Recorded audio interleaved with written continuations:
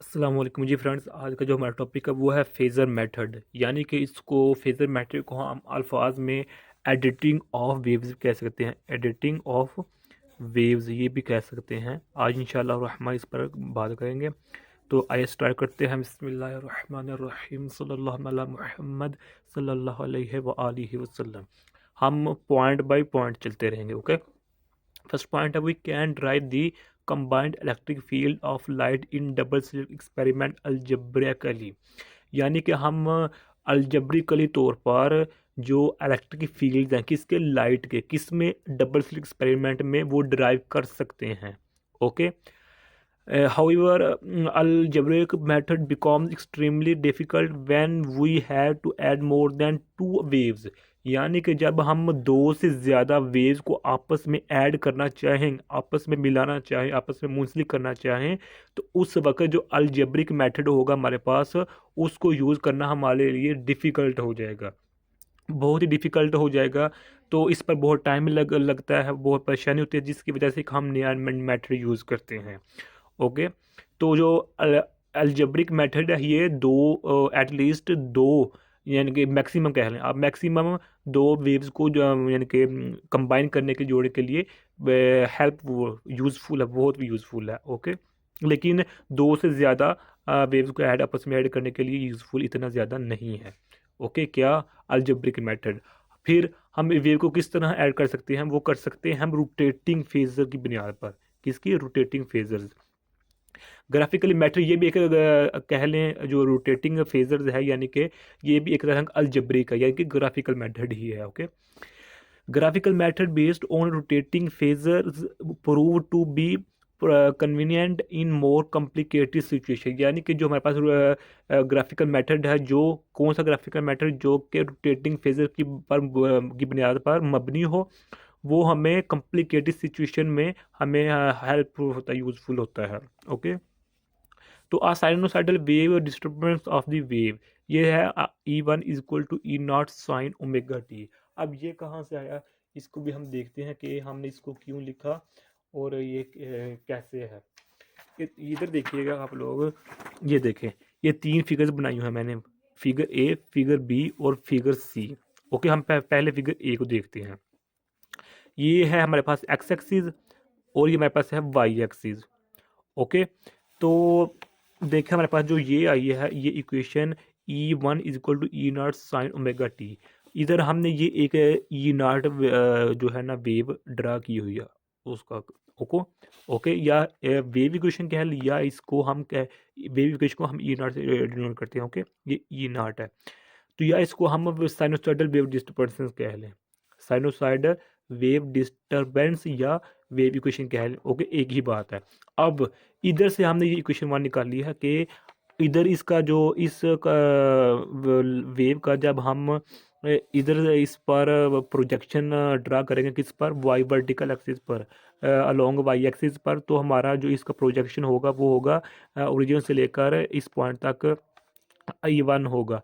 Okay, तो यानी कि ये हमारे पास वेव है जिसको हमने डिनोट किया है किससे, ई नॉट से। इसको हमने इसका प्रोजेक्शन वर्टिकली जो है ड्रा किया किस पर, ई वन पर। तो इधर इसलिए ओरिजिन से लेकर इस तक, इस पॉइंट तक हमारे पास जो है वो ई वन है, इसलिए हम इधर कह रह सकते हैं कि E one is equal to E not sine omega t which is equal to, यानी इसको हमने इक्वेशन नंबर वन का नाम दे दिया है। इसी तरह हम इसका प्रोजेक्शन अगर इधर ड्रा करेंगे तो हमारे पास ये इक्वेशन इस तरह बन जाएगी, E one is equal to E naught cos omega t, इस तरह बन जाएगी।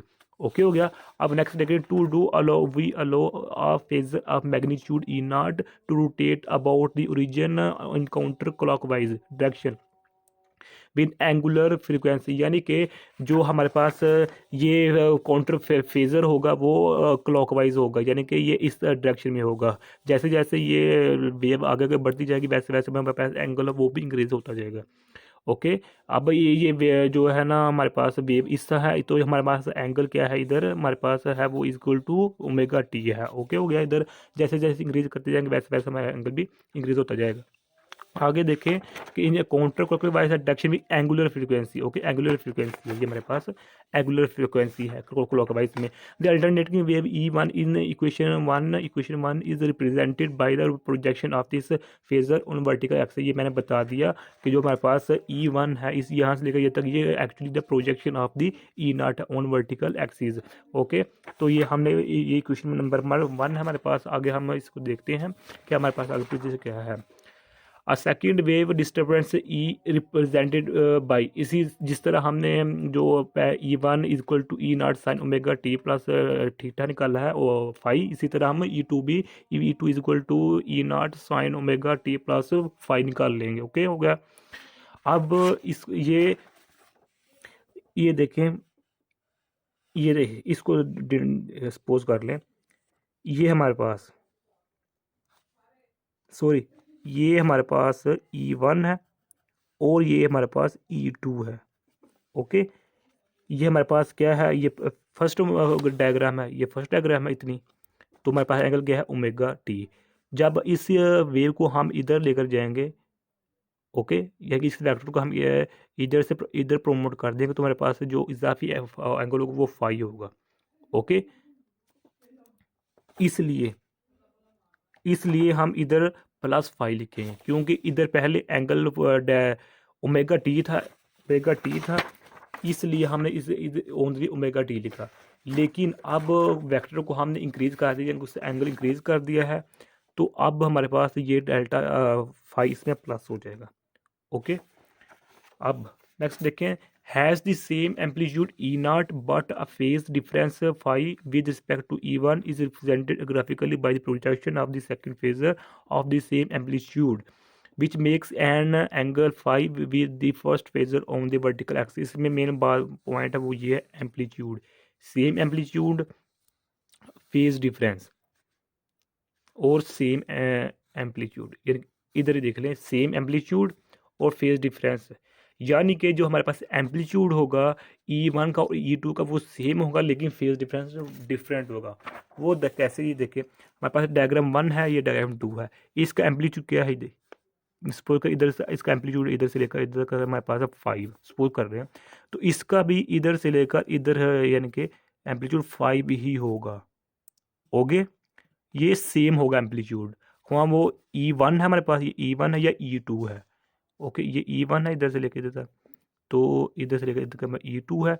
तो इसका जो है ना वो एम्पलीट्यूड जो E1 का होगा वही एम्पलीट्यूड E2 का होगा, ओके। अगरचे इससे मुझसे थोड़ी सी गलती हो गई, इसका ये मुझे से लार्ज बन गया, ओके। आप यानी कि मैंने आप लोगों को समझा दिया है कि एम्पलीट्यूड सेम लिख लेकिन फेज रेफरेंस डिफरेंट होगा। इसमें ओमेगा टी था एंगल, इसमें क्या है ओमेगा टी प्लस 5 हो जाएगा, ओके हो गया। अब the sum E of E1 and E2 is the sum of the projections of two phasors on vertical axis, कि जो हमारे पास सम होगा किसका सम, ये हमारे पास थर्ड डायग्राम है, ये थर्ड देखेंगे कि अब हमने E1, ये हमारे पास E1 है इधर तक E1 और E2 को, ये हमारे पास E2 है, इससे हमारे पास E1 है इधर, ओके। तो जब हम E1 और E2 को आपस में यानी कि एडिटिंग करेंगे तो हमारे पास जो रिजल्टिंग एंगल होगा वो ये बन जाएगा, यानी कि हमारे पास ये है इसको हम एस इस डिनोट कर रहे हैं, ओके। जो हमने फार्मूला इधर कौन सा यूज़ किया है, head to rule, head to tail rule हमने इधर यूज़ किया है, ओके। कि हमारे पास फर्स्ट वेक्टर है, ये वेक्टर किससे लिया, हमने फर्स्ट डायग्राम से लिया, ओके। ये वेक्टर लिया।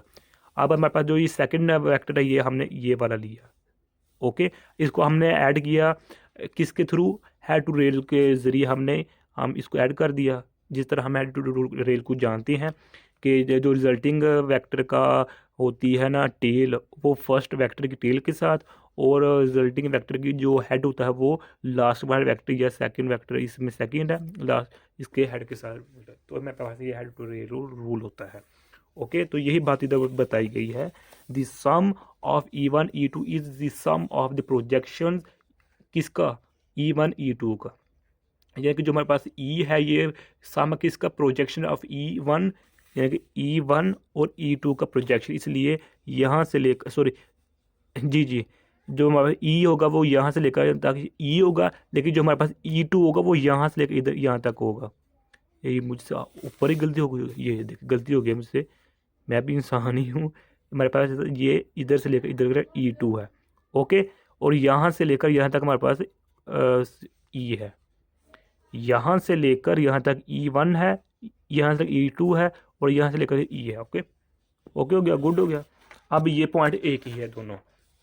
अब हम इसको आगे लेकर चलते हैं कि इसका आगे मज़ीद प्रोसीजर क्या है, कि इस पर हम क्या क्या कर सकते हैं। ये देखिएगा, फ्रॉम फिगर हम फिगर दे सकते हैं, we can see that projection can be written as, कि जो हमारे पास प्रोजेक्शन है उसको हम इस तरह लिख सकते हैं, ओके। हम फिगर को मद्देनज़र रखते हुए हम ये लिख सकते हैं कि हमने E1 E2 को जब ऐड किया तो हमारे पास रिजल्टिंग जो इक्वेशन बनेगी वो ये बनेगी, ओके। ये देखें जो हमारे पास एंगल है ये क्या है, ये है, ये वाली ये रिजल्टिंग एंगल, और साइन है, और ओमेगा टी प्लस हमारे पास ये क्या है, फाई है, ओके हो गया, गुड हो गया। अब it follows the algebraic sum of projection of the two phases which is equal to the projection of the sum of two phases। ये वही बात है कि जो हमारे पास जो ये इक्वेशन आई है, ये हमारे पास E1 और E2 को की प्रोजेक्शन के को सम करने से हमारे पास इक्वेशन आई है, ओके हो गया। अब ये इतना से लेकर इधर तक है, इधर मैंने पहले रीड कर देता हूँ, बाद में बताता हूँ।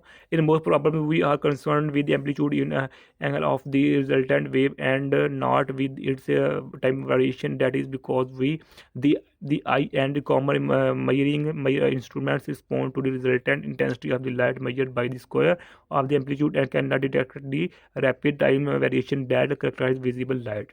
अब इसका मैं सिंपल सा आपको एक बता देता हूँ कि ज़्यादा प्रॉब्लम जो हम करते हैं न्यूमेरिकल प्रॉब्लम या किसी भी तरह की प्रॉब्लम, उसमें हम एम्पलीट्यूड को मद्देनज़र यहाँ के डिस्कस करते हैं, एम्पलीट्यूड को मुझे ज़्यादा मद्देनज़र इस पर ज़्यादा डिस्कस करते हैं, और हमारा जो टाइम वेरिएशन है उस पर ध्यान देते तो है लेकिन बहुत कम देते हैं, ओके। और इसका नतीजा क्या निकलता है कि जो हमारी आम आंख होती है या फिर जो कॉमन से जो आम से मेजरिंग वाले इंस्ट्रूमेंट्स होते हैं वो क्या करते हैं कि वो लाइट की intensity by the square of the amplitude, by the intensity, यानी कि जब भी हम किसी लाइट की इंटेंसिटी मालूम करना चाहेंगे तो किससे, आम आंख से या आम मेजरिंग इंस्ट्रूमेंट से, तो हमें बता देगा कि लाइट की intensity which is equal to amplitude के स्क्वेयर के इक्वल है। और फार्मूला ये हमने पीछे स्टडी भी किया हुआ है कि जो होता है, सॉरी आगे करेंगे इसको हम आगे इस नेक्स्ट लेक्चर में देखेंगे, जो हम फेबरी पेरोट फेरोमीटर वाला लेक्चर देखेंगे उसमें हम इसको करेंगे। उसमें हम ये फार्मूला यूज़ करेंगे कि उसमें इंटेंसिटी इक्वल होती है एम्पलीट्यूड के स्क्वायर के। ये किसके लिए होता है, ये लाइट के लिए होता है, ओके। तो इसमें एक बात बताई गई है कि ज़्यादा डिस्कस हम किसको करते हैं, या एम्पलीट्यूड को करते हैं या इंटेंसिटी को, बल्कि इंटेंसिटी को कम या एम्पलीट्यूड को डिस्कस करते हैं। इसलिए जब हमें कहा जाए कि लाइट की इंटेंसिटी मालूम करो तो हम इंटेंसिटी मालूम करने के लिए डायरेक्ट एम्पलीट्यूड का सहारा लेंगे, लेकिन आगे देखें, can not detect the rapid time variation that characterize visible light. हालांकि जो टाइम वेरिएशन जो ये है ना कंपोनेंट, ये बहुत ही हम किरदार अहम हेल्पफुल फॉर होता है, हम इम्पोर्टेंट इंफॉर्मेशन देता है किसके बारे में, विजिबल लाइट के बारे में, उसके करेक्टरिस्टिक्स के बारे में, हमें जो टाइम वेरिएशन है ये बहुत अहम मालूमात देता है, लेकिन इस पर हमारी नज़र बहुत कम होती है, लेकिन इस पर हम ध्यान बहुत कम देते हैं, आप ये कह दें, ओके हो गया। अब नेक्स्ट देखें, since in any triangle and exterior angle which is equal to the sum of the two opposite interior angles, ये मैंने गैमा है एंड गैमा। अब इसका क्या मतलब है कि जिस तरह हम मैथमेटिकल्स में जानते हैं कि जो एक्सटीरियर होता है, एक्सटीरियर एंगल वो इंटीरियर के दोनों एंगल के इक्वल के बराबर होता है, यानी कि एक exterior angle two interior angles के इक्वल होता है। ये हम मैथ में फार्मूला होता है, ये इसको हम स्टडी करते हैं, ओके। यानी कि ये देखें, इधर हमारे पास जो एक्सटीरियर एंगल है वो क्या है, आप इधर ज़रा नज़र घुमाए के हमारे पास एक्सटीरियर एंगल एक ये है, ये इंटीरियर एंगल हमारे पास गैमा है, यानी कि जिसको हम आम अल्फाज में जो फाई कह रहे हैं। ओके, इधर भी हमारे पास ये इंटीरियर एंगल है गैमा या फाई। ओके हो गया। तो ये दो इंटीरियर एंगल है, ये दो इंटीरियर एंगल एक्सटीरियर एंगल के इक्वल होंगे। एक्सटीरियर एंगल को हम किससे डिनोट कर रहे हैं, किधर गया, ये है, सॉरी, ये इसको हम इससे ऐसे नहीं करेंगे। ये हमारे पास इंटीरियर एंगल है जिसको हम गैमा से शो कर रहे हैं। ओके, ये इंटीरियर एंगल किसके इक्वल होंगे, एक्सटीरियर एंगल। एक्सटीरियर एंगल क्या है हमारे पास, फाई, यानी कि ओमेगा प्लस ओमेगा, और ये बन जाएगा 2 ओमेगा बन जाएगा, सॉरी गैमा, गैमा बन जाएगा। ओके, गुड हो गया। या इसको हम इस तरह लिख सकते हैं, इसको हमने डिवाइड कर दी, इधर जाकर 1/2 हमारे पास 5 हो गया। ये इतना मुझे उम्मीद आप लोगों को समझ आ गई होगी इस बात की भी। आगे हम देखते हैं, इन figure the length of the base of the this triangle is. अब हम कॉज को और साइन को, किसको, कॉज को और साइन को देखते हैं। अगर हम कॉज को देखें तो फिगर को, अगर in figure the length of the base of this triangle is K E angle which is equal to E not cos omega plus E not cos omega which is equal to 2 E not cos omega. अब sorry, omega लफ्ज आया पर ये gamma है, ये gamma. Okay, होती है गलती, इंसान है यार। अच्छा देखें, इसको मैं ये समझाने लगा था आप लोगों को। ये देखें ये कहाँ से आई, जो मेरे पास ई एंगल है which is equal to E not cos omega and E not cos omega gamma, और इसको हमें प्लस के 2 तो मेरे पास 2 ई नॉट कॉस गैमा बन गया। अब ये हमने अलग अलग क्यों लिखे हो, कैसे लिखे, ये देखिएगा इधर, क्योंकि हम कॉज को देख रहे हैं, किसको, कॉज को। ओके, तो हमारे पास एक ये है कंपोनेंट वेक्टर है, और हमारे पास एक ये वेक्टर है। अगर इसको हम आपस में इधर डिवाइड सॉरी कट कर दें, कर सकते हैं, क्यों, क्योंकि एक अलग कंपोनेंट, ये अलग, इसको हमने कंबाइन किया हुआ है। इसी तरह चूंकि हमारे पास ये इधर से हमारे पास रिजल्टेंट है, कंपोनेंट है, रिजल्टेंट वेक्टर है, इसलिए इस रिजल्टेंट की जो बेस है वो ये होगी, यानी कि इसकी रिजल्टेंट होगा जो हमारे पास, वो किसकी इक्वल होगा, यानी कि जो प्रोजेक्शन हो, बेस तो यही है ना, ये वाली एक बेस ये है, एक बेस ये है, तो ये किसकी इक्वल होगी, ये होगी इसके कॉज की इक्वल और इसके कॉज की इक्वल। इसलिए हमने इधर 2 लिखे हैं कि हमारे पास जो E1 का कॉज है वो इधर से लेकर इधर तक है, और E2 का cos E naught cos gamma इधर तक है, इसलिए इसको हमने आपस में ऐड कर लिया, तो हमारे पास 2 ई नॉट कॉज गैमा हो गया। ओके, बस सिंपल सा कि हमने E1 की कॉज की वैल्यू को और E2 की वैल्यू को कॉज आपस में प्लस कर, तो हमारे पास 2 ई नॉट कॉज गैमा बन गया है। ओके, अब हम देखते हैं साइन को, वेक्टर को।